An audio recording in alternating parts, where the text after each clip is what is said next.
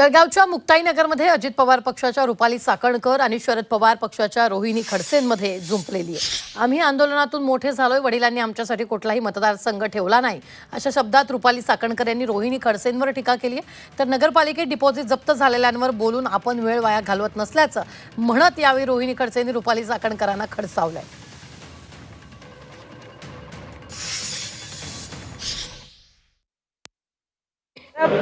ज्यांना स्वतःचं कर्तृत्व नाहीये, वडिलांचं नाव पुढे घेऊन जाऊन मतदारसंघ सुरक्षित असलेला मतदारसंघही ज्यांना लढता आला नाही, त्यांनी अशी वक्तव्य करू नयेत।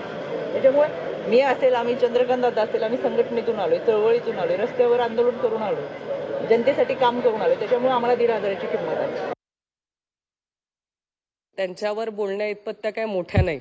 ज्यांना नगरपालिकेमध्ये ज्यांचं डिपॉझिट जप्त झालंय, त्यांचा जनाधार काय आहे हे त्यातनं सिद्ध झालेलं आहे। त्याच्यामुळे अशा डिपॉझिट जप्त झालेल्या लोकांना फार महत्त्व देण्याचं काम मी करत नाही। त्यांच्यावरती पवार साहेबांचे उपकार आहे म्हणून आज ते ज्या पदावरती आहेत, ते पद हे पवार साहेबांची देण आहे। त्याच्यामुळे पण त्या पवार साहेबांना सारख्यांना सोडून गेले, त्यांना त्या उपकाराची पण जाण नाही। अशा बाप बदलणाऱ्यांच्या वरती वक्तव्य करून मी माझा वेळ वाया घालवत नाही।